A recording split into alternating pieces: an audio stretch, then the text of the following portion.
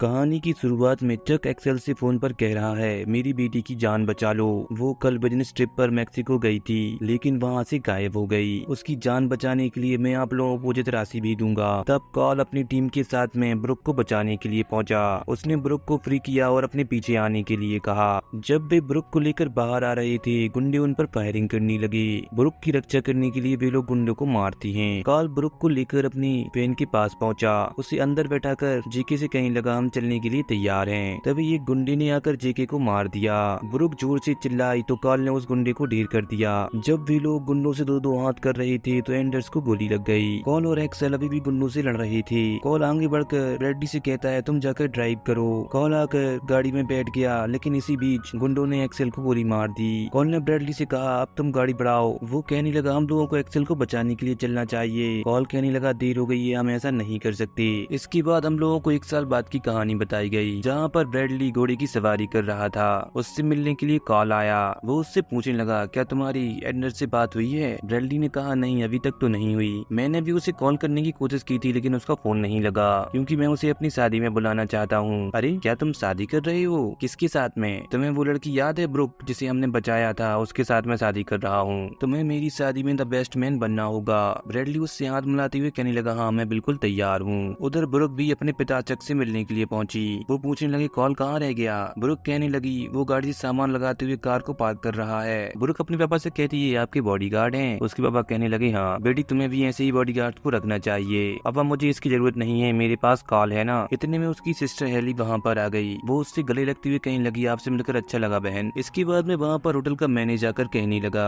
आशा करता हूँ कि आप लोगों की यात्रा सुखद रही होगी। वहाँ की सारे गेस्ट भी आते ही होंगे, जो आपकी शादी की पार्टी में एंजॉय करेंगे। हेली पूछने लगी, क्या यहाँ पर कोई सेल सर्विस है? मैनेजर मना करते हुए कहने लगा, लेकिन आप लोगों को यहाँ पर वाईफाई और नेचुरल खूबसूरती देखने को मिलेगी। आप लोग मेरे साथ में चलिए, मैं आप लोगों को यहाँ का नजारा भी दिखाता हूँ। इसी बीच ब्रुक जाकर ब्रैडली का वेलकम करती है। वो ब्रैडली से कहने लगी, चलिए मैं आपको मेरे पिताजी से मिलवाती हूँ। उसके पिताजी कहने लगे, मुझे 2 मिनट दीजिए, मैं अभी आपसे बात करता हूँ। फिर उसने अपनी बहन से मिलवाया। वो उससे हाथ मिलाते हुए कहने लगा, मैं हूँ द बेस्ट मैन। कॉल ने अपनी रिंग और गन को एक लॉकर में लॉक करके रख दिया। वही मैनेजर उन सभी को ले जाकर कसिनो दिखाता है, कहते हुए कि यहाँ पर आकर आपके मेहमान एंजॉय कर सकते हैं। कॉल एंडर के पास आकर कहने लगा, मुझे तो लगा था कि तुम यहाँ इस सुंदर लड़की के साथ में मजे कर रहे होगे, लेकिन तुम तो यहाँ शांत बैठकर दारू पी रहे हो। मैनेजर उन सभी लोगों को सिक्योरिटी रूम में ले जाकर सारे कैमरास दिखाता है कि इनकी मदद से हम लोग सभी पर नजर रखती हैं। वहाँ ब्रुक ने देखा उसकी बहन ब्रैडली को घूर रही थी। वो उससे कहने लगी, तुम ऐसा नहीं कर सकती हो। आगे जब सारे जन ड्रिंक कर रही थी, एंडर्स एक लड़की के साथ में बैठकर पियानो बजाने लगा।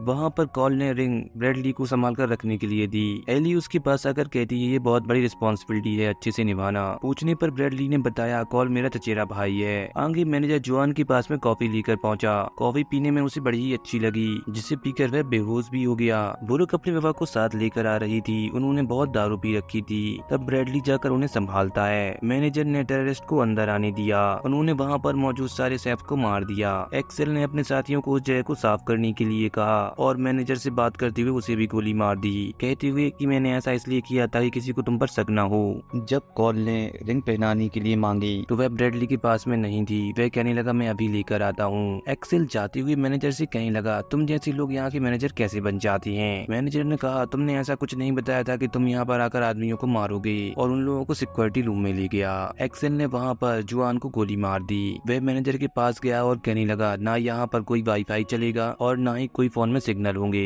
एक्सेल के सभी साथियों ने सारे एग्जिस्ट पर बॉम्ब लगा दिए थे। मार्शल एक्सेल के पास आकर कहने लगा, सारे एग्जिस्ट धूम मचाने के लिए तैयार हैं। एक्सेल ने विक्टर से कहा, सारे लड़के तुम्हारा इंतजार कर रहे हैं, उनके पास जाओ और शादी को बर्बाद कर दो। एक्सेल ने मार्शल को सारे कैमरों के बारे में बताया कि कौन कैमरा कहाँ पर लगा हुआ है। वहीं हेली ने लिंक ले जाकर ब्रैडली को दी और उसे साथ में लेकर वहाँ से चली गई। ब्रुक ने गुंडों को आते हुए देख लिया। वे उन लोगों पर फायरिंग करने लगी। ब्रुक कॉल के साथ में अपनी जान बचाते हुए वहाँ से भागती है। गुंडे उन लोगों पर लगातार फायरिंग किए जा रहे थे। मार्शल ने एक्सेल को दिखाया कि कैसे उनका लगाया हुआ बम काम कर रहा है। उसके गुंडे उन लोगों का पीछा करते हुए कसिनो में पहुंच गए थे। वे वहाँ पर फायरिंग करने लगे। उन लोगों से लड़ते हुए चक के बॉडीगार्ड मारे गए। ब्रुक गुंडों से चिपटी हुई एक जगह पर बैठ गई। एक गुंडा उसके पास आने वाला था। कॉल ने सही समय पर आकर उसे मार दिया। एक्सेल के आदमियों ने गेस्ट को भी बंदी बना लिया था। मार्शल ने ब्रुक को भागते हुए कैमरे में देख लिया। एक्सेल उससे कहने लगा, दुल्हन को मैं पकड़ कर लेकर आता हूँ। वहीं एक गुंडे ने कॉल को भी पकड़ लिया था। उसे लात मारकर नीचे गिरा दिया। दिया, कहते हुए कि तुम बड़े भाग्यशाली हो, मेरे बॉस तुम्हें जिंदा चाहती हैं। एंडर्स ने आकर उस गुंडे को गोली मार दी। वहीं ब्रुक एग्जिट के पास पहुंची ही थी, तभी किसी की आने की आवाज आई तो वह वापस जाकर छिप जाती है। इस बार एक्सेल उसे ढूंढ रहा था। विक्टर ने जाकर एक्सेल को बताया कि मैंने कार्ल को पकड़ लिया था, लेकिन एंडर्स ने उसे बचा लिया। वो उससे पूछने लगा कि ये सारे लोग इसके साथ में थे। विक्टर कहने लगा हाँ। वे दोनों चक को अपने साथ ले जाती हैं। चक को एक जगह बैठाकर एक्सेल ने विक्टर से कहा, अगर ब्रैडली, कार्ल और एंडर्स तुम्हारे पास आए तो उन्हें मारना मत, वे लोग मुझे जिंदा चाहिए हैं। उसने चक को थप्पड़ मारते हुए कहा कि उठ जाओ। तभी वहाँ पर हेली आ गई और एक्सेल से कहने लगी कि मेरे बाबा को छोड़ दो, लेकिन एक्सेल तो उन लोगों पर फायरिंग करने लगा। वहीं जब एक गुंडा एंडर्स की ओर बढ़ रहा था, उसने उसे मार दिया। तब ब्रुक वहाँ बाहर आ गई। उधर हेली ब्रैडली पर गुस्सा कर रही थी कि तुम उसे पहले से जानती थी। वह कौन था? ब्रैडली कहने लगा वो एक्सेल था, वो तो ब्रुक को बचाते हुए मारा गया था।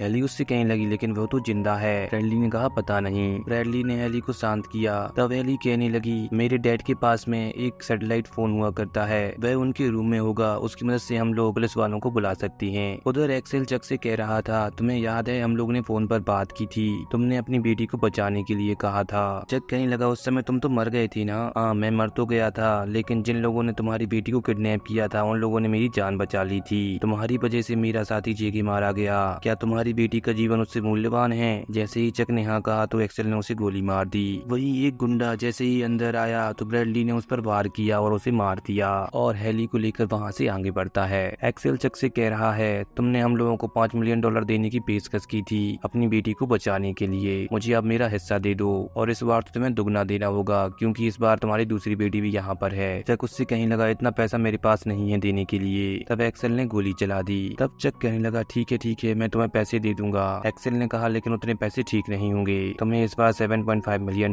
देने होंगे। चक ने कहा ठीक है तुम ले लेना। वही मार्शल अनाउंस करने लगा ब्रुक एंडर्स के साथ में है, उसकी बहन ब्रैडली के साथ में है, वे लोग तीसरी मंजिल पर हैं और उन लोगों के पास में एक बंदूक भी है। मेरी लड़कों सावधान रहना और हमारा निशाना दूल्हा वह सबसे ऊपर वाली मंजिल पर है। तब एंडर्स ब्रुक से कहने लगा मेरे पास में एक प्लान है, तुम्हें सरेंडर करना होगा, बाकी सब मैं संभाल लूंगा। एंडर्स ने गुंडों का रूप लिया और ब्रुक को लेकर सिक्योरिटी रूम पहुंचा। एंडर्स मार्शल को मार पाता इससे पहले मार्शल ने उसे गोली मार दी। एंडर्स उठकर उससे लड़ने लगा। मार्शल एंडर्स पर भारी पड़ रहा था, उसने उसे बहुत मारा। तब ब्रुक ने पीछे से उसे गोली मार दी। एंडर्स उससे कहने लगा बहुत बढ़िया, अब इसे मुझे दे दो। उधर ब्रैडली ने हेली से कहा वे लोग रूम की तलाशी कर रहे हैं, मैं अभी आता हूँ, और जाकर गुंडों को मारने लगा।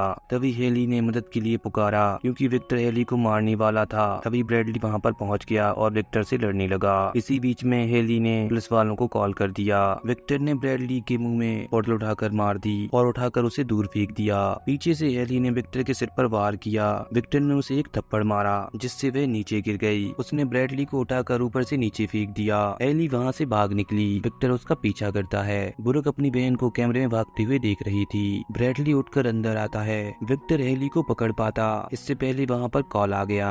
उसने विक्टर की जमकर धुलाई कर दी। विक्टर ने कॉल को पकड़कर दीवार से दे मारा। तभी वहाँ पर ब्रैडली भागता हुआ आया और विक्टर को लेकर स्विमिंग पूल में कूद गया और उसे वहाँ पर मार दिया। कॉल और हेली ने जाकर ब्रैडली को बचाया। यह देखकर ब्रुक को राहत की सांस आई। वही एंडर्स ने जाकर गेस्ट की जान को बचाया। एक्सेल चक को लेकर गेट के पास आया और गेट खोलने के लिए कहा। ब्रुक ने खुद को एक गेट में बंद किया और सिक्योरिटी रूम का गेट खोल दिया। एक्सेल अंदर आकर कहने लगा गेट को खोलो वरना मैं तुम्हारे पिताजी को मार दूंगा। ब्रुक कहने लगी ऐसा मत करना, मैं गेट को खोलती हूँ। एक्सेल ने जाकर सारे पैसे ट्रांसफर किए और ब्रुक को अपने साथ लेकर वहाँ से चला गया। एंडर्स उन लोगों के सामने आ गया। वो एंडर्स को मारता तभी वहाँ पर ब्रैडली और कॉल भी आ गए। कॉल ने एक्सेल से ब्रुक को छोड़ देने के लिए कहा। एक्सेल ने ऐसा नहीं किया, वह तो एंडर्स से कह रहा था कि अपनी गन ड्रॉप कर दो तब मैं उसे रिलीज करूंगा। जैसे ही एंडर्स ने अपनी बंदूक नीचे की उसने ब्रुक को छोड़ दिया तो कॉल ने एक्सेल को मार दिया। वे सारे लोग मुस्कुराते हुए एक दूसरे के गले लगते हैं। इसी के साथ में ये फिल्म यहाँ पर ही खत्म हो जाती है।